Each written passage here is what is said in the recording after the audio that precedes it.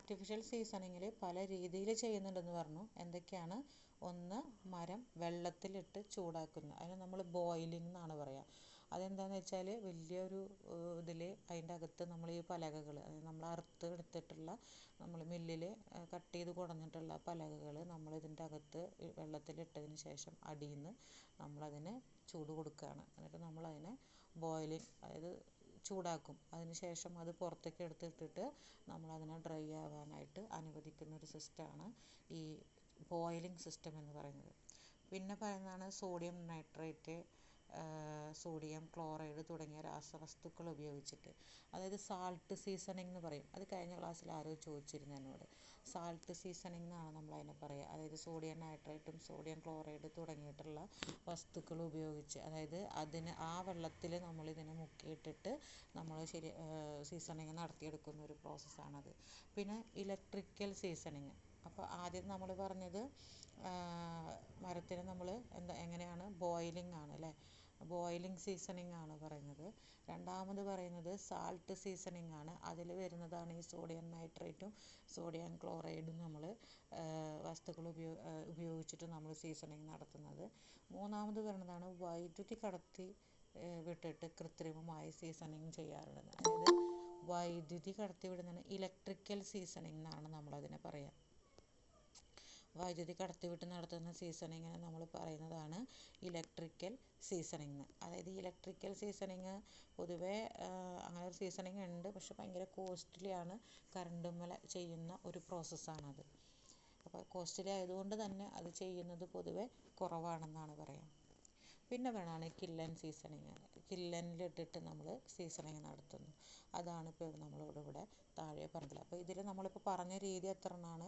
4 രീതികൾ പറഞ്ഞു അല്ലേ. ഒന്ന് ബോയിലിംഗ് പറഞ്ഞു, രണ്ടാമത്തേത് സാൾട്ട് സീസണിങ് പറഞ്ഞു, മൂന്നാമത്തേത് എന്താ പറഞ്ഞത്? ഇലക്ട്രിക്കൽ സീസണിങ് പറഞ്ഞു, നാലാമത്തേതാണ് കില്ലൻ സീസണിങ്. ഇങ്ങനെ 4 രീതിയിലാണ് നമ്മൾ ആർട്ടിഫിഷ്യലായിട്ട് സീസണിങ് നടത്തുന്നത്. ആർട്ടിഫിഷ്യലായിട്ട് സീസണിങ് നടത്തുന്ന 4 മെത്തേഡുകളാണ്. അപ്പോൾ നിങ്ങൾ ഇതിലിപ്പോൾ അവർ ഒറ്റ വാക്കിൽ ഇങ്ങനെ എഴുതിയിരിക്കുകയാണ്. നിങ്ങളത് പോയിൻ്റായിട്ട് ആ പേരുകളൊന്ന് എഴുതി വയ്ക്കുക. ബോയിലിംഗ് സീസണിങ്, രണ്ടാമത്തേത് എന്താ പറഞ്ഞത്? സാൾട്ട് സീസണിങ്, മൂന്നാമത്തേത് ഇലക്ട്രിക്കൽ സീസണിങ്, നാലാമത്തേത് ഇപ്പോൾ പറഞ്ഞ കില്ലൻ സീസണിങ്. ആ കില്ലൻ സീസണിങ്ങിൻ്റെ എക്സ്പ്ലനേഷൻ ആണ് അവരിവിടെ താഴെ കൊടുത്തിട്ടുള്ളത്. അതാണ് ഏറ്റവും ഇമ്പോർട്ടൻ്റ് ആയിട്ട് ഉള്ളതും നമ്മൾ സാധാരണ ചെയ്യുന്നതുമായിട്ടുള്ള ഒരു സീസണിങ്. ഈ രീതി ഉപയോഗിച്ചിട്ട് മരത്തിലടങ്ങിയിട്ടുള്ള ഈർപ്പം 8 മുതൽ 10% വരെയായിട്ട് നമുക്ക് കുറയ്ക്കാമെന്നാണ് പറയുന്നത്. ഏത് രീതിയിൽ? ഈ കില്ലൻ സീസണിങ്ങിൽ നമുക്ക് എത്ര ഈർപ്പം 8 മുതൽ 10% വരെയായിട്ട് നമുക്ക് കുറയ്ക്കാമെന്നാണ് പറഞ്ഞത്. കില്ലൻ ചേമ്പറിനകത്ത് ഇതെങ്ങനെ ചെയ്യണേ എന്നുള്ള രീതിയാണ് നമ്മളോട് പറയുന്നത്. അതിൻ്റെ ഒരു ചിത്രം നമുക്കിവിടെ കൊടുത്തിട്ടുണ്ട്. ചേമ്പറിനകത്ത് മരം അട്ടിയായി വയ്ക്കാനും വായു ചൂടാക്കാനും സർക്കുലേറ്റ് ചെയ്യാനും ഹ്യൂമിഡിറ്റി നിയന്ത്രിക്കാനും സൗകര്യമുണ്ട്. വായുവിനെ ചൂടാക്കാൻ നീരാവിയോ ഫർണസ് ഗ്യാസോ ഉപയോഗിക്കുന്നു. ഒരു പ്രൊപ്പല്ലർ ഫാൻ ഉപയോഗിച്ചാണ് വായു സർക്കുലേറ്റ് ചെയ്യുന്നത്. അകത്തെ വായുവിൻ്റെ ഹ്യൂമിഡിറ്റി വർദ്ധിപ്പിക്കാനും വായുവിനെ ചൂടാക്കാനും സ്റ്റീമാണ് ഉപയോഗിക്കുന്നത്. സീസണിങ്ങിൻ്റെ ആദ്യഘട്ടത്തിൽ അകത്ത് ടെമ്പറേച്ചർ കുറച്ച് ഹ്യൂമിഡിറ്റി കൂട്ടുന്നു. അതിനുശേഷം സാവധാനം ടെമ്പറേച്ചർ വർദ്ധിപ്പിച്ച് ഹ്യൂമിഡിറ്റി കുറയ്ക്കുന്നു. അത് കഴിഞ്ഞ് ടെമ്പറേച്ചർ കുറയ്ക്കുന്നു. സീസണിങ് ചെയ്യേണ്ട മരം അട്ടിയായി വച്ച ശേഷം വാതിലുകൾ ടൈറ്റായി അടയ്ക്കുന്നു. സ്റ്റീം പൈപ്പിലൂടെ ബോയിലറിൽ നിന്നുള്ള സ്റ്റീം ഇൻജെക്റ്റ് ചെയ്യുന്നു. അപ്പോൾ ഹീറ്റിംഗ് പൈപ്പ് ടെമ്പറേച്ചർ കുറഞ്ഞ നിലയിലായിരിക്കും. ഹ്യൂമിഡിറ്റി സീസണിങ്ങിൻ്റെ ഈ ആദ്യഘട്ടം കഴിഞ്ഞ് ഫാൻ ചൂടുവായു സർക്കുലേറ്റ് ചെയ്യുന്നു. മരത്തിൽ കൃത്യമായ ഈർപ്പം ആകുന്നത് വരെ ഇത് തുടരുന്നു. ഇടയ്ക്കിടെ ടെമ്പറേച്ചറും ഹ്യൂമിഡിറ്റിയും അളക്കാൻ മീറ്ററുകൾ ഉപയോഗിച്ചിരിക്കും. സീസണിങ്ങിൻ്റെ കാലാവധി മരത്തിൻ്റെ വലുപ്പത്തെ അനുസരിച്ച് 4 ദിവസം മുതൽ 30 ദിവസം വരെ ആകാം. കില്ലൻ സീസണിങ്ങിന് വിദഗ്ധരുടെ മേൽനോട്ടം ആവശ്യമാണ്. ശരിയായി ശ്രദ്ധിച്ചില്ലെങ്കിൽ മരത്തിന് വിള്ളലുകളും മറ്റു തകരാറുകളും സംഭവിക്കാം. സ്റ്റീം ഉപയോഗിക്കുന്നത് കാരണം മരത്തിന് ബലക്കുറവുണ്ടാവാൻ കാരണമാകുന്നു. എന്താ, വളരെ സിമ്പിൾ തന്നെയായിട്ടാണല്ലേ നമ്മളിത് കില്ലൻ സീസണിംഗ് എന്ന് പറയുമ്പോൾ നമുക്കറിയാം അത് ഒരു ചേംബർ ആയിരിക്കും. ആ ഒരു ചേംബറിൻ്റെ അകത്ത് നടക്കുന്ന പ്രോസസ്സായിരിക്കും എന്ത് ഈ കില്ലൻ സീസണിംഗ് എന്ന് പറഞ്ഞു കഴിഞ്ഞാൽ. അത് നമുക്ക് നമ്മൾ മുന്നത്തെ കില്ലനുകൾ പഠിച്ചിട്ടുള്ളതാണ്. അതൊരു ചേംബറാണ്, അതിൻ്റെ അകത്താണ് നമ്മൾ ഈ പ്രോസസ്സ് നമ്മൾ ചെയ്യുന്നത്. ഇതേപോലെ തന്നെ നമ്മൾ ഈ ചിത്രത്തിൽ കാണുന്ന പോലെ തന്നെയാണ് നമ്മളിതിനെ സ്റ്റാക്ക് പോലെ തന്നെ നമ്മൾ നാച്ചുറൽ സീസണിങ്ങിൻ്റെ പോലെ തന്നെ നമ്മളിതിനെ അടക്കടക്കായിട്ട് സെറ്റ് ചെയ്യുന്നു. അതിൻ്റെ അകത്തേക്ക് വായു കിടക്കുന്ന രീതിയിൽ നല്ല അടക്കടക്കായിട്ട് നമ്മളിതിനെ സ്റ്റാക്ക് ചെയ്യുകയാണ് ചെയ്യുന്നത്. സ്റ്റാക്ക് ചെയ്യാന്ന് പറഞ്ഞാൽ ഇത് ഫുള്ള് ക്ലോസ്ഡ് ആയിട്ടുള്ളൊരു സംഭവമാണല്ലേ. ഇത് ഫുള്ള് ക്ലോസ്ഡ് ആയ സംഭവം. ഇതിൻ്റെ അകത്തേക്ക് നമ്മൾ ഒരു സ്റ്റീം പൈപ്പിലൂടെ നമ്മൾ കൊടുക്കുകയാണ്, നീരാവിയാണ് നമ്മളിതിൽ കൊടുക്കുന്നത്. ഇത് കൊടുത്തിട്ടാണ് നമ്മൾ ഈ കില്ലനിൽ ഇതിൻ്റെ അകത്തിട്ടിട്ട് നമ്മൾ സീസണിങ് നടത്തുന്നത്. അപ്പോൾ ഈ ചൂടുവായു ചെല്ലുന്നതിലൂടെ ഈ മരത്തിനകത്തേക്കും ഈ മരം അത് വലിച്ചെടുക്കുകയും അതിനുശേഷം അതിനെ ആ വെള്ളം ഫുള്ളായിട്ട് എടുത്തതിന് ശേഷം പിന്നെ നമ്മളതിനെ വീണ്ടും അനുവദിക്കുകയാണ്, കൂളാവാനായിട്ട്. അതിൻ്റെ അകത്ത് വലിച്ചെടുത്ത ആ നീരാവിയുടെ അതിനെ നമ്മൾ ഫുള്ളായിട്ട് ഡ്രൈ ആവാനുള്ള സമയം കൂടി നമുക്കതിന് കൊടുക്കണം. അത് ഈ മരത്തിൻ്റെ വലുപ്പത്തിനനുസരിച്ചിട്ട് അവർ പറയുന്നത് 4 ദിവസം മുതൽ 30 ദിവസം വരെ സമയം എടുക്കാം എന്നാണ് ഈ സീസണിങ്ങിൽ പറയുന്നത്. ഇത്രയേ ഉള്ളൂ നമുക്ക് കില്ലൻ സീസണിംഗ് എന്ന് പറഞ്ഞു കഴിഞ്ഞാൽ. കോമൺ ആയിട്ട് നമ്മൾ ചെയ്യുന്ന ഒരു സീസണിംഗ് ആണ് കില്ലൻ സീസണിംഗ് എന്ന് പറയുന്നത്. ഇത്രയാണ്. നമ്മൾ അതിനൊരു ചേമ്പറിൻ്റെ അകത്താണ് ചെയ്യുന്നത്. സ്റ്റാക്ക് പോലെ തന്നെ നമ്മളതിനെ അടക്കടക്കായിട്ട് വെക്കുന്നു. വെക്കുന്ന സമയത്ത് അതിൻ്റെ അകത്തേക്ക് ചൂടുവായു പ്രവേശിക്കാനുള്ള ഇതിന് വേണ്ടിയിട്ടാണ് നമ്മളതിനെ അടക്കടക്കായിട്ട് വെക്കുന്നത്. നമ്മളതിൻ്റെ അകത്തേക്ക് ഫുള്ള് ക്ലോസ് ചെയ്തതിന് ശേഷം നമ്മളതിൻ്റെ അകത്തേക്ക് നീരാവി കൊടുക്കുകയാണ് ചെയ്യുന്നത്. അത് കൊടുത്ത് അതിനെ ഫുള്ളായിട്ട് ഈ മരം അതിൻ്റെ അകത്തേക്ക് ആ വെള്ളത്തിനെ മുഴുവൻ വലിച്ചെടുക്കുന്ന രീതിയിലേക്ക്, ആ ചൂടുവായുവിനെ വലിച്ചെടുക്കുന്ന രീതിയിലേക്കാണ് നമ്മളത് സ്റ്റീം കൊടുക്കുന്നത്. അത് കഴിഞ്ഞിട്ട് ഫുള്ളായിട്ട് നമ്മളതിനെ ഡ്രൈ ആവാനായിട്ടുള്ളൊരു ഇത് നമ്മൾ കൊടുക്കുകയാണ്. അപ്പോൾ ഈ വലിപ്പം അനുസരിച്ച് നമുക്ക് അതിൻ്റെ തിക്നെസ്സും അതിൻ്റെ വലുപ്പവും അനുസരിച്ചിട്ട് നമുക്ക് ഇത് ഡ്രൈ ആവാനുള്ള ഒരു സമയം എന്ന് പറയുന്നത് 4 മുതൽ 30 ദിവസം വരെ നമുക്ക് എടുക്കുമെന്നാണ് പറയുന്നത്. ഇതാണ് കില്ലൻ സീസണിങ് എന്ന് പറഞ്ഞു കഴിഞ്ഞാൽ. അപ്പോൾ നമുക്ക് സീസണിങ്ങിൽ ആർട്ടിഫിഷ്യൽ സീസണിങ്ങിൽ 4 ടൈപ്പ് സീസണിങ് ആണുള്ളത്. ഒന്നാമത്തെ സീസണിങ് എന്ന് പറഞ്ഞാൽ ബോയിലിംഗ് ആണ്. ബോയിലിംഗ് എന്ന് പറഞ്ഞാൽ എത്രയാണ്, നമ്മൾ വെള്ളത്തിലിട്ടിട്ട് തന്നെ നമ്മളിതിനെ തിളപ്പിക്കുകയാണ് ചെയ്യുന്നത്. അതായത് ബോയിൽ ചെയ്യുകയാണ്, നമ്മൾ ചൂടാക്കുകയാണ് ചെയ്യുന്നത്. വെള്ളത്തിലിട്ടിട്ട് അടിയിൽ നിന്ന് നമ്മൾ തീ കൊടുത്തിട്ട് നമ്മളതിനെ ചൂടാക്കുന്നു. അതാണ് ബോയിലിംഗ് സീസണിങ്. അതിനുശേഷം വീണ്ടും നമ്മളതിനെ ഡ്രൈ ആവാൻ അനുവദിക്കുക. അതിനുശേഷം പിന്നെ പറഞ്ഞതാണ് സോഡിയം നൈട്രേറ്റും സോഡിയം ക്ലോറൈഡും അല്ലേ. സോൾട്ട് സീസണിങ് ആണ്. അതിൽ നമ്മൾ ഉപ്പ് കലർന്നിട്ടുള്ള വെള്ളത്തിലാണ് നമ്മളിത് മുക്കിയിടുന്നത്. അതിനുശേഷം നമ്മളതിനെ ഡ്രൈ ആവാനായിട്ട് അനുവദിക്കുകയാണ്. അതുപോലെ തന്നെ ഇലക്ട്രിക്കൽ സീസണിന് കറണ്ട് ഉപയോഗിച്ചിട്ട് നമ്മളതിലത്തെ വുഡിനകത്തുള്ള ഈർപ്പത്തിനെ നമ്മൾ വലിച്ചെടുക്കുകയാണ് ചെയ്യുന്നത്. അത് ഭയങ്കര കോസ്റ്റ്ലി ആയതുകൊണ്ട് തന്നെ നമ്മളത് സാധാരണ ഇലക്ട്രിക് സീസണിങ് ചെയ്യാറില്ല. പിന്നെ വന്നതാണ് കില്ലൻ സീസണിങ്. കില്ലൻ സീസണിങ് ആണ് നമ്മൾ പൊതുവെ ചെയ്യുന്ന സീസണിങ് എന്ന് പറയുന്നത്. കില്ലൻ സീസണിങ് ആണ്. നമ്മളതിൽ സ്റ്റീം കൊടുത്തിട്ടാണ് നമ്മൾ ആ സീസണിങ് നമ്മൾ ചെയ്യുന്നത്. ഒരു ചേമ്പറിനകത്തിട്ടിട്ടാണ് നമ്മളത് ചെയ്യുന്നത്. ഓക്കെ, അത്രയാണ് നമുക്ക് ആർട്ടിഫിഷ്യൽ സീസണിങ്ങിൽ വരുന്നത്. അതിൽ നാച്ചുറൽ സീസണിങ്ങും കില്ലൻ സീസണിങ്ങും തമ്മിലുള്ള ഡിഫറൻസുകൾ നമ്മളിതിൽ പറയുന്നുണ്ട്. ഈർപ്പത്തിൻ്റെ അളവ് 10% കുറയ്ക്കാനായിട്ട് സാധ്യമല്ല എന്ന് പറയുന്നു. ഈർപ്പത്തിൻ്റെ അളവ് എത്രയും വേണമെങ്കിലും നമുക്ക് കുറയ്ക്കാനായിട്ട് സാധിക്കും കില്ലൻ സീസണിങ് എന്ന് പറയുന്നു. രണ്ടാമത്തേൽ പറയുന്നത് മുടക്കുമുതൽ നമുക്ക് ഇനീഷ്യൽ കോസ്റ്റ് കുറവാണ്. പക്ഷേ കില്ലൻ സീസണിങ്ങിൽ നമുക്കത് കൂടുതലായിരിക്കും. അതുപോലെ തന്നെ മരത്തിന് ഫംഗസ്, പ്രാണിബാധ ഇവയൊക്കെ ഉണ്ടാവാനുള്ള സാധ്യതകളുണ്ട്. എന്നാൽ ഇത് ഈ കില്ലൻ സീസണിങ്ങളിൽ ചെയ്തെടുക്കുന്ന മരത്തിന് ഇത്തരത്തിലുള്ള സാധ്യതകൾ കുറവാണ്.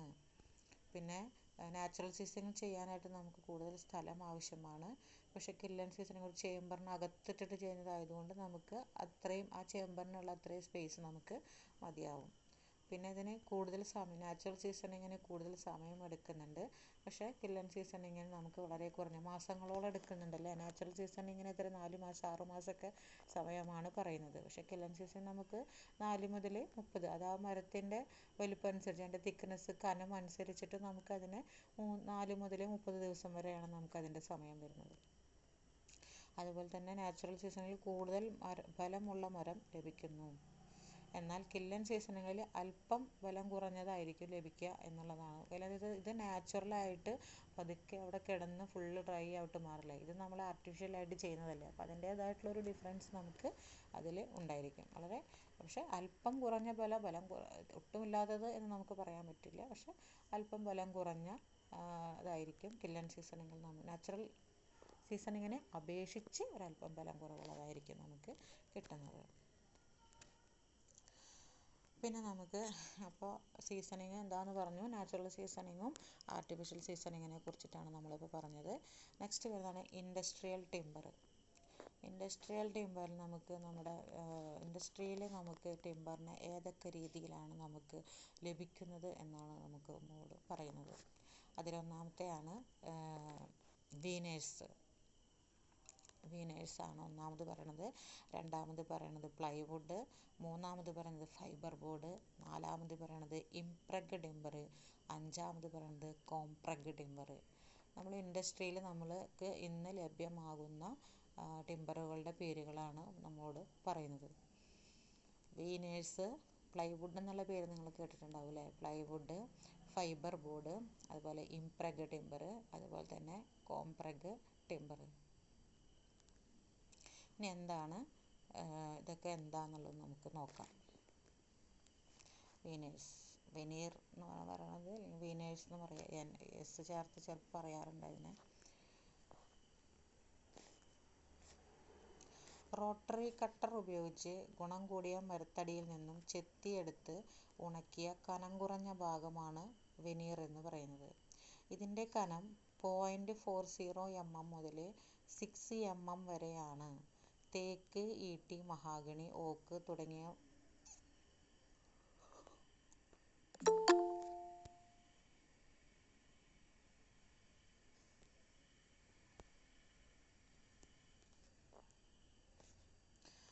മരങ്ങളാണ് ഇതിന് ഉപയോഗിക്കുന്നത്. പ്ലൈവുഡും ലാമിൻ ബോർഡും മറ്റുമുണ്ടാക്കാൻ വെനീർ ഉപയോഗിക്കുന്നു. വില കുറഞ്ഞ മരപ്പലകയിൽ വെനീർ ഒട്ടിച്ച് ഭംഗിയാക്കാറുണ്ട്. ഈ വെനീർ എന്ന് പറഞ്ഞു കഴിഞ്ഞാൽ, വെനീഴ്സ് എന്ന് പറയും നമ്മൾ, അല്ലെങ്കിൽ വെനീർ എന്ന് പറയും. ഇതെന്ന് പറഞ്ഞു കഴിഞ്ഞാൽ നൈസായിട്ട് സ്ലൈസായിട്ട് നമ്മൾ ചെത്തിയെടുക്കുന്ന ഒരു വുഡിൻ്റെ പീസാണ് ഈ സംഭവം.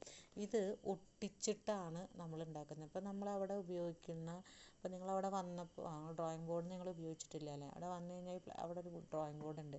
അത് എങ്ങനെയാണെന്ന് വെച്ച് കഴിഞ്ഞാൽ ഇതുപോലെയുള്ള വളരെ നേരിയതായിട്ട് സ്ലൈസ് ചെയ്തെടുത്തിട്ടുള്ള ഷീറ്റുകൾ പശ വെച്ച് ഒട്ടിച്ചിട്ടുണ്ടാക്കിയിട്ടുള്ള ഷീറ്റുകളുണ്ട്. അത്തരത്തിലുള്ളതിനെയാണ് നമ്മൾ ഈ വെനീഴ്സ് എന്ന് പറയുന്നത്. ഇതിങ്ങനെ കനം കുറഞ്ഞ രീതിയിലാണ് നമ്മളതിനെ ചെത്തിയെടുക്കുന്നത്. ആ ചെത്തിയെടുത്തിട്ട് പിന്നെ നമ്മളതിങ്ങനെ ഒട്ടിച്ചൊട്ടിച്ച് ലെയറായി ഒട്ടിച്ചിട്ടാണ് നമ്മൾ അത്തരത്തിലുള്ളത്. അങ്ങനെ നമ്മൾ അതിനൊരു ഇതാക്കി എന്താ പറയുക, പലക പോലെ നമ്മൾ ഉണ്ടാക്കിയെടുക്കുന്നത്. അത് കറക്റ്റ് പീസല്ല, ഇതുപോലുള്ള ഷീറ്റുകൾ നമ്മൾ വളരെ നൈസായിട്ട് സ്ലൈസ് ചെയ്തെടുത്തിട്ട് അത് നമ്മൾ ഒട്ടിച്ച് നമ്മൾ പലക പോലെ ആക്കിയെടുക്കുന്നതാണ്. അപ്പോൾ അതിന് വേണ്ടി ഉപയോഗിക്കുന്നതെന്ന് പറഞ്ഞാൽ തേക്ക്, ഈട്ടി, മഹാഗണി, ഓക്ക് തുടങ്ങിയ മരങ്ങളാണ് നമ്മൾ ഇതിന് വേണ്ടി ഉപയോഗിക്കുന്നത്. പ്ലൈവുഡും ലാമിൻ ബോർഡും മറ്റും ഉണ്ടാക്കാൻ വെനീർ ഉപയോഗിക്കുന്നു. ഇതന്നെ സംഭവം. ഇപ്പോൾ നമ്മളവിടെ നാസർ അവിടെ ഉപയോഗിച്ചിരുന്ന ബോർഡ് എന്ന് പറയുന്ന ആ ബോർഡ് ഒന്ന് ഇനി കാണുമ്പോൾ ഒന്ന് ശ്രദ്ധിച്ച് നോക്കിയാൽ മനസ്സിലാവും. അത് ഇങ്ങനെ ഇതുപോലെ ലെയറായിട്ട് ഒട്ടിച്ച് വെച്ചിട്ടുള്ള ഒരു ബോർഡാണത്. വളരെ നൈസായിട്ട് അതിങ്ങനെ ഇതായിട്ട് എടുത്തിട്ടുള്ള ആ ഷീറ്റുകൾ ഒട്ടിച്ചിട്ടാണ് നമ്മൾ അത്തരത്തിലുള്ള ബോർഡുകൾ നമ്മൾ ഉണ്ടാക്കുന്നത്. അങ്ങനെ ഇത് ഉണ്ടാക്കുന്ന അത്തരത്തിലുള്ള ബോർഡിനെയാണ് നമ്മൾ വീനേഴ്സ് അല്ലെങ്കിൽ വെനീർ എന്ന് നമ്മൾ പറയുന്നത്. അടുത്താണ് പ്ലൈവുഡ്. എന്താണ് പ്ലൈവുഡ് എന്ന് പറഞ്ഞാൽ? വെനീറുകൾ അട്ടിയായി വെച്ച് യോജിപ്പിച്ചിട്ടാണ് പ്ലൈവുഡ് ഉണ്ടാക്കുന്നത്. ഞാൻ നേരത്തെ പറഞ്ഞു, ഈ വെനീറുകൾ അട്ടിയായി വെച്ചിട്ട് ആ ചീന്തിയെടുക്കുന്ന സ്ലൈസായിട്ട് എടുക്കുന്ന ആ കനം കുറഞ്ഞ പീസിനെയാണ് നമ്മൾ വീനേഴ്സ് എന്ന് പറയുന്നത്. ആ വീനേഴ്സ് നമ്മൾ ഇങ്ങനെ അട്ടിയായിട്ട് ഒട്ടിച്ച് വെച്ചിട്ടാണ് നമ്മൾ പ്ലൈവുഡ് നിർമ്മിക്കുന്നത്. 3 അതിൽ കൂടുതലോ വെനീറുകൾ അതിൻ്റെ തരിഘടന 90 ഡിഗ്രിയിൽ വരുന്ന തരത്തിൽ ചേർത്ത് വെച്ച് ഗുണമേന്മയേറിയ പശ ഉപയോഗിച്ചിട്ട് ഒട്ടിക്കുകയാണ് ചെയ്യുന്നത്. അതിനുശേഷം തണുത്ത നിലയിലോ 150 മുതൽ 200 ഡിഗ്രി സെൽഷ്യസ് വരെ ചൂടാക്കിയോ ഹൈഡ്രോളിക് പ്രസ്സിൽ 0.70 മുതൽ 1.4 ന്യൂട്ടൺ പെർ mm² വരെ മർദ്ദം കൊടുത്തിട്ട് നമ്മളതിനെ അമർത്തുന്നു. അപ്പോൾ നേരത്തെ വീനേഴ്സ് എന്ന് പറഞ്ഞാൽ എന്താണെന്ന് നമ്മൾ പറഞ്ഞു. ഈ തേക്ക്, മഹാഗണി, ഈട്ടി പോലെയുള്ള മരങ്ങളെ നമ്മൾ ചെത്തി സ്ലൈസായിട്ട് നൈറ്റ് ഷീറ്റ് അല്ലേ, വളരെ കനം കുറഞ്ഞ ഷീറ്റുകളായിട്ട് എടുക്കുന്നതാണ് വീനേഴ്സ് എന്ന് പറഞ്ഞു. ഈ വീനേഴ്സുകൾ നമ്മൾ ലെയറായിട്ട് എടുക്കുന്ന ആ ഒരു ഇതിനെയാണ് നമ്മൾ എന്ത് പറയുന്നത്, പ്ലൈവുഡ് എന്ന് നമ്മൾ പറയുന്നത്. അപ്പോൾ ഈ ഒട്ടിച്ചെടുക്കുന്നതെന്ന് പറഞ്ഞാൽ അവർ ലെയറായി വെച്ച് അതിൻ്റെ ഇടയിൽ നല്ല ഗുണനിലവാരമുള്ള പശ ഉപയോഗിച്ചിട്ടാണ് ഇതിലെ റെസിൻസുകളൊക്കെയാണ് നമ്മൾ അതിന് വേണ്ടി ഉപയോഗിക്കുന്നത്. ഇത് വെച്ച് ഒട്ടിച്ച് ലെയറായി ഒട്ടിച്ചിട്ട് നമ്മളതിൽ എന്ത് കൊടുക്കുകയാണ്, കംപ്രസ് കൊടുക്കണം. എത്ര കംപ്രസ് കൊടുക്കണം എന്നാണ് നമ്മളോട് പറയുന്നത്. കംപ്രസിങ് മെഷീനിൽ വെച്ചിട്ട് നമ്മളതിനെ കംപ്രസ് ചെയ്യണം എന്ന് പറഞ്ഞത്. അതായത് 1.4 ന്യൂട്ടൺ പെർ mm² വരെ, 1.4 ന്യൂട്ടൺ പെർ mm². അത്രയും വെയിറ്റ്, അത്രയും കംപ്രഷൻ നമ്മൾ എന്തിൽ കൊടുക്കണം, ഈ പശ വെച്ച് തേച്ചതിന് ശേഷം ഈ ഒരു ബോർഡിൻ്റെ മുകളിൽ നമ്മൾ കൊടുക്കണം. അപ്പോഴാണ് അത് സെറ്റാവുന്നത്. അപ്പം അങ്ങനെ ഒട്ടിച്ചെടുക്കുന്നതാണ് എന്ത്, വീനേഴ്സുകൾ പശ വെച്ച് ലെയറായിട്ട് ഒട്ടിച്ചെടുത്ത് ഉണ്ടാക്കിയെടുക്കുന്ന ബോർഡിനെയാണ് നമ്മൾ എന്ത് പറയുന്നത്, പ്ലൈവുഡ് എന്ന് നമ്മൾ പറയുന്നത്. അപ്പോൾ അതിൽ അവർ പറയുന്നുണ്ട് ഫർണിച്ചർ, വാതിൽ, പാർട്ടീഷൻ, സീലിംഗ്, റെയിൽവേ കോച്ച് തുടങ്ങിയവയുടെ നിർമ്മാണത്തിന് പ്ലൈവുഡ് ഉപയോഗിക്കുന്നു. Batten board, laminboard, metal faced plywood, multiply, 3 ply, veneered plywood എന്നിങ്ങനെ വിവിധ രൂപങ്ങളിലും പ്ലൈവുഡുകൾ നമുക്ക് ലഭിക്കുന്നുണ്ട്. പലതരത്തിലും നമുക്ക് ലഭ്യമാകുന്ന പ്ലൈവുഡിൻ്റെ പേരുകളാണ് ഇവിടെ പറഞ്ഞിട്ടുള്ളത്. ബാറ്റൺ ബോർഡിൻ്റെ ഘടനയും അളവുകളും താഴെ കാണിച്ചിരിക്കുന്നു. കോറിൻ്റെ തരിഘടന പ്ലൈ ഷീറ്റിനോട് 90 ഡിഗ്രിയിലായിരിക്കും. ഇത് ഭാരം കുറവുള്ളതും ഉറപ്പുള്ളതും ഫർണിച്ചർ, പാർട്ടീഷൻ, സീലിംഗ്, കതകുകൾ ഇവയ്ക്കൊക്കെ നമുക്കിത് ഉപയോഗിക്കാൻ പറ്റും എന്നാണ് നമ്മളോട് പറഞ്ഞിട്ടുള്ളത്. നമുക്ക് ആ ബോർഡ് അവിടെ ഇരിക്കുന്ന നമ്മുടെ ഡ്രോയിങ് ബോർഡ് കാണുമ്പോൾ നിങ്ങൾക്ക് മനസ്സിലാവും, നമുക്കത് വരയ്ക്കാനുണ്ട് ഡ്രോയിങ് ബോർഡിൽ. അപ്പോൾ നമുക്കത് യൂസ് ചെയ്യുമ്പോൾ നിങ്ങൾക്ക് കുറച്ചുകൂടെ മനസ്സിലാവും. പിന്നെ ആ ബോർഡുകളെ കുറിച്ചിട്ടാണ് പറയുന്നത്. എലിമെൻറ്റ് ബോർഡിൻ്റെ ഘടനയും കാര്യങ്ങളൊക്കെ, ലാമിനേറ്റഡ് ചെയ്തിട്ട് എടുക്കുന്നതിൻ്റെ ആ ഒരു രീതിയും കാര്യങ്ങളൊക്കെയാണ് നമുക്കിതിൽ അവർ പറയുന്നത്. ഇതാണ് പ്ലൈവുഡ് എന്ന് പറഞ്ഞു കഴിഞ്ഞാൽ നമുക്കിപ്പോൾ അറിയാമല്ലോ, ഏകദേശം ഒരു ധാരണയുണ്ടല്ലോ അതെന്താണെന്നുള്ളത്. പിന്നെ പറഞ്ഞതാണ് ഫൈബർ ബോർഡ് എന്ന് പറയുന്നത്. എന്താണ് fibre board? Pressed wood, constructed wood എന്നീ പേരുകളിലും അറിയപ്പെടുന്ന ഉറപ്പ് കൂടിയ ഈ ബോർഡ് 3 mm മുതൽ 12 mm വരെ കനമുള്ളത് ലഭ്യമാണ്. ഇതിന് വേറെ പേര്, ഫൈബർ ബോർഡിനെ വേറെ എന്ത് പേരിലാണ് അറിയപ്പെടുന്നത്? പ്രസ്ഡ് വുഡ് എന്നും റീകൺസ്ട്രക്റ്റഡ് വുഡ് എന്നും നമ്മളിതിനെ അറിയപ്പെടുന്നുണ്ട്. അപ്പോൾ ഇത് എത്ര പേരിലാണ് കിട്ടുന്നത്? 3 mm മുതൽ 12 mm വരെ തിക്നെസ്സിൽ നമുക്കിത് ലഭ്യമാണ്. 3 മീറ്റർ മുതൽ 4.5 മീറ്റർ വരെ നീളമുള്ളതും 1.2 മീറ്റർ മുതൽ 1.8 മീറ്റർ വരെ വീതിയുള്ളതും ഉണ്ടായിരിക്കും. തൂക്കം കൂടിയാൽ 9600 ന്യൂട്ടൺ പെർ mm², കുറഞ്ഞാൽ 600 ന്യൂട്ടൺ mm² ആയിരിക്കും. അതിൻ്റെ തൂക്കം കൂടിയാൽ അതിൻ്റെ വെയിറ്റാണ് പറയുന്നത് കേട്ടോ, തൂക്കം കൂടിക്കഴിഞ്ഞാൽ ഉണ്ടാകുന്ന വെയിറ്റ്. അപ്പോൾ ഈ ഫൈബർ ബോർഡ് എന്ന് പറഞ്ഞു കഴിഞ്ഞാൽ എന്ത് ബോർഡ് എന്നാണ് പേര്, 2 പേരുകളും കൂടി അതിന് നമ്മൾ പറയുന്നുണ്ടെന്ന് പറഞ്ഞു. എന്തൊക്കെയാണ്? പ്രസ്ഡ് വുഡും റീകൺസ്ട്രക്റ്റഡ് വുഡ്. ഇങ്ങനെ 2 രീതിയിൽ നമ്മൾ ഫൈബർ ബോർഡിനെ അറിയപ്പെടുന്നുണ്ട്. ഇനി ഇത് ഉറപ്പ് കൂടി, ഇതിൻ്റെ തിക്നെസ് പറഞ്ഞ എത്രയാണ്? 3 മുതൽ 12 mm വരെയാണ്. അപ്പോൾ ജസ്റ്റ് ഇതൊക്കെ ഒന്ന് നോട്ട് ചെയ്ത് വെച്ചേക്കട്ടോ, ചിലപ്പോൾ 1 വേർഡ് ക്വസ്റ്റ്യൻ ആയിട്ട് ചോദിക്കാൻ സാധ്യതയുള്ളതാണ്. 3 മുതൽ 12 മില്ലിമീറ്റർ വരെ തിക്നെസ്സാണ് നമ്മൾ ഫൈബർ ബോർഡിൻ്റെ കനം നമ്മളോട് പറയുന്നത്. പിന്നെ അതിൻ്റെ നീളം ഇതൊക്കെ പറഞ്ഞ എത്ര? 3 മീറ്റർ മുതൽ 4.5 മീറ്റർ വരെയാണ് നീളം പറയുന്നത്. പിന്നെ 1.2 മീറ്റർ മുതൽ 1.8 മീറ്റർ വരെ നമുക്ക് അതിൻ്റെ വീതി പറയുന്നുണ്ട്. പിന്നെ അതിൻ്റെ വെയിറ്റ് കൂടിക്കഴിഞ്ഞാൽ 9600 ന്യൂട്ടൺ പെർ mm², കുറഞ്ഞു കഴിഞ്ഞാൽ 600 ന്യൂട്ടൺ പെർ mm² ആയിരിക്കും ഇതിൻ്റെ തൂക്കം, അതിൻ്റെ വെയിറ്റായിട്ട് നമ്മളോട് പറയുന്നത്. ഇനി മരം, ചകിരി, ചൂരൽ ഇവയുടെ നാരുകൾ നുറുക്കിയാണ് ഫൈബർ ബോർഡുകൾ ഉണ്ടാക്കുന്നത്. നാരുകൾ ചൂടാക്കുകയും ശേഷം അതിലേക്ക് ഉയർന്ന മർദ്ദത്തിലുള്ള നീരാവി കടത്തിവിടുകയും ചെയ്യുന്നു. നീരാവി മർദ്ദം പെട്ടെന്ന് കുറയ്ക്കുമ്പോൾ മരപ്പശ വേർപെട്ട നാരുകൾ ലഭ്യമാകുന്നു. ഇത് ഒട്ടിച്ചു ചേർത്ത് യന്ത്രത്തിൽ അമർത്തി ബോർഡുകളാക്കി മാറ്റുന്നു. മനസ്സിലായോ? എന്താ ചെയ്യണേ? ഈ ചകിരിയുടെയും മരത്തിൻ്റെയും ചൂരലിൻ്റെ ഇവിടെയൊക്കെ ഫൈബർ നാരുകൾ നുറുക്കിയിട്ടാണ് നമ്മളിത് ഉണ്ടാക്കുന്നതെന്നാണ് പറഞ്ഞത്. ഈ നാരുകൾ ചൂടാക്കി അതിന് ശേഷം എന്താണ് അതിലേക്ക് ഉയർന്ന മർദ്ദത്തിലുള്ള നീരാവി കടത്തിവിടുകയും നീരാവി മർദ്ദം പെട്ടെന്ന് കുറയ്ക്കുമ്പോൾ മരത്തിലുള്ള പശകൾ വേർപെട്ട് നാരുകൾ മാത്രമായിട്ട് നമുക്ക് ലഭിക്കുന്നു എന്നാണ് പറയുന്നത്. ഇത് ഒട്ടിച്ച് ചേർത്ത് നമ്മൾ യന്ത്രത്തിൽ അമർത്തിയിട്ടാണ് നമ്മൾ ബോർഡുകളാക്കി മാറ്റുന്നത്. അപ്പോൾ ഈ നാരുകളെടുത്ത് നമ്മൾ കയ്യിൽ ആവി കടത്തി വിട്ട് ആ നാരുകളിലുള്ള പശ, അതിൻ്റെ അകത്തൊരു പശ ഉണ്ടാവില്ലേ മരത്തിനകത്ത്, ഈ പശയെ കളഞ്ഞ് ഈ നാരുകൾ സെപ്പറേറ്റ് ആയിട്ട് എടുത്ത് അത് ഒട്ടിച്ച് ചേർത്തിട്ടാണ് നമ്മൾ എന്തുണ്ടാക്കുന്നതെന്ന് പറയുന്നത്, ഫൈബർ ബോർഡുകൾ നമ്മൾ ഉണ്ടാക്കുന്നത്.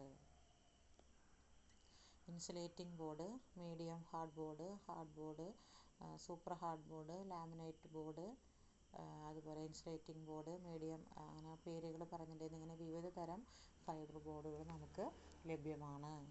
ഫൈബർ ബോർഡുകൾ വാൾ പാനൽ, സീലിംഗ്, പാർട്ടീഷൻ വാൾ, മേശ, നിലം തുടങ്ങിയവ നിർമ്മിക്കാനായിട്ട് നമ്മൾ ഉപയോഗിക്കുന്നുണ്ടെന്നാണ് പറയുന്നത്. ഇത്രയാണ് നമുക്ക് ഫൈബർ ബോർഡുകൾ വെച്ചിട്ട് പറഞ്ഞത്. അപ്പോൾ നമ്മൾ എന്തൊക്കെയാണ് പറഞ്ഞത്? ഇപ്പോൾ വീനേഴ്സ് പറഞ്ഞല്ലേ, വെനീർ പറഞ്ഞു. വെനീർ എന്ന് പറഞ്ഞാൽ എന്താ പറഞ്ഞത്? ഈ തേക്ക്, മഹാഗണി, ഇട്ടി ഇതിൻ്റെയൊക്കെ ഈ മരത്തിനെ നമ്മൾ ഷീറ്റായിട്ടല്ലേ, വളരെ കനം കുറഞ്ഞ ഷീറ്റുകളായിട്ട് നമ്മൾ സ്ലൈസ് ചെയ്തെടുത്ത് അതിനെയാണ് നമ്മൾ വെനീർ എന്ന് പറയുന്നത്. ഇനി ആ വെനീറുകളെ നമ്മൾ പശ ഉപയോഗിച്ച് ലെയറായിട്ട് ഒട്ടിച്ച് അതിനൊരു ബോർഡ് രൂപത്തിലാക്കി മാറ്റുന്നതാണ് നമ്മൾ എന്ത് പറഞ്ഞത്, പ്ലൈവുഡ് എന്ന് പറയുന്നത്. ഫൈബർ ബോർഡ് എന്ന് പറഞ്ഞാൽ നമ്മൾ എന്താ പറഞ്ഞത്, നാരുകൾ അല്ലേ, മരത്തിൻ്റെയോ ചകിരിയുടെയോ അതുപോലെ തന്നെ ഈ ചൂരലിൻ്റെയൊക്കെ നാരുകളെടുത്ത് അതിൽ ആവി കയറ്റി വിട്ട് ആ നാരുകളിലെ പശകളെയൊക്കെ കളഞ്ഞ് സെപ്പറേറ്റ് ചെയ്ത് ഈ നാരുകൾ മാത്രം എടുത്തിട്ടാണ് നമ്മൾ എന്തുണ്ടാക്കുന്നതെന്ന് പറഞ്ഞു, ഫൈബർ ബോർഡുകൾ നമ്മൾ ഉണ്ടാക്കുന്നതെന്ന് പറഞ്ഞു. അടുത്തതാണ് ഇംപ്രഗ്ഡ് ടിമ്പറും കോംപ്രഗ്. എന്താണ് ഇംപ്രഗ്ഡ് ടിമ്പർ എന്ന് പറഞ്ഞാൽ എന്താണെന്ന് നമുക്ക് നോക്കാം. പൂർണ്ണമായോ ഭാഗികമായോ ഫിനോൾ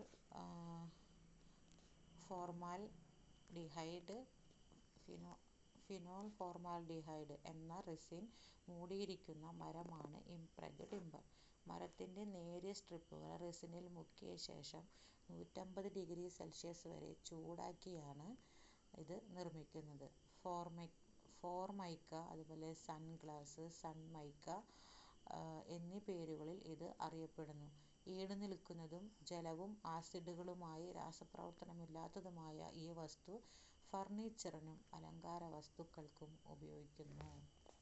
എന്താണ് പറയുന്നത്? ഇതൊരു റെസിൻ, ആ റെസിൻ്റെ പേരാണ് പറയുന്നത് ഫിനോൾ ഫോർമാൽഡിഹൈഡ്. ഫിനോൾ ഫോർമാൽഡിഹൈഡ് എന്ന് പറയുന്ന ഒരു എന്താണ് ഒരു കെമിക്കൽ അല്ലേ, ഇത് ഒരു റെസിനാണത്. ഈ റെസിൻ മൂടിയിരിക്കുന്ന മരത്തിനെയാണ് നമ്മൾ എന്ത് പറയുന്നത്, ഇംപ്രഗ്ഡ് ടിമ്പർ എന്ന് പറയുന്നത്. ഈ ഇംപ്രഗ്ഡ് ടിമ്പർ ഇതെന്താ പറയുക വെച്ചാൽ നേരിയ സ്ട്രിപ്പുകൾ റെസിനിൽ മുക്കിയ ശേഷം 150 ഡിഗ്രി സെൽഷ്യസ് വരെ ചൂടാക്കിയിട്ടാണ് ഇത് നിർമ്മിക്കുന്നത്. അതിൻ്റെ വേറെ പേരുകളൊക്കെ പറയുന്നുണ്ട്. ഈ ഇംപ്രഗ്ഡ് നമ്മൾ പറയുന്ന ഫോർമൈക്ക, സൺഗ്ലോസ്, എന്താണ് സൺമൈക്ക, അങ്ങനെയുള്ള പേരുകളിലൊക്കെ അത് അറിയപ്പെടുന്നതായിട്ടാണ് പറയുന്നത്.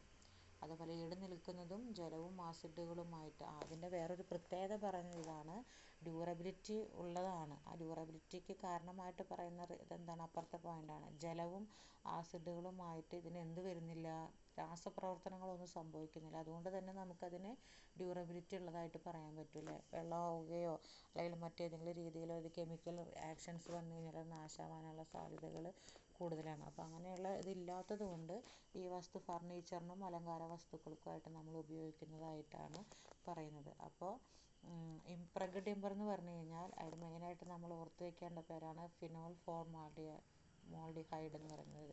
ഫിനോൾ ഫോർമാൽഡിഹൈഡ് എന്ന് പറയുന്ന റെസിൻ പൂർണ്ണമായിട്ടോ ഭാഗികമായിട്ടോ കവർ ചെയ്തിട്ടിരിക്കുന്ന മരത്തിനെയാണ് നമ്മൾ എന്ത് പറയുന്നത്, ഇംപ്രഗ് ടിമ്പർ എന്ന് പറയുന്നത്. ഇത്തരത്തിലുള്ള ഇത് ഉപയോഗിച്ചിട്ടുണ്ടാക്കുന്ന ഫർണിച്ചറുകൾക്കും ഇതൊക്കെ കൂടുതലാണെന്ന് പറയുന്നത്, ഡ്യൂറബിലിറ്റി കൂടുതലായിരിക്കും. കാരണം ജലവുമായിട്ടും മറ്റ് വസ്തുക്കളുമായിട്ടുള്ള രാസപ്രവർത്തനങ്ങൾ അധികം ഇതിൽ നടക്കുന്നില്ല.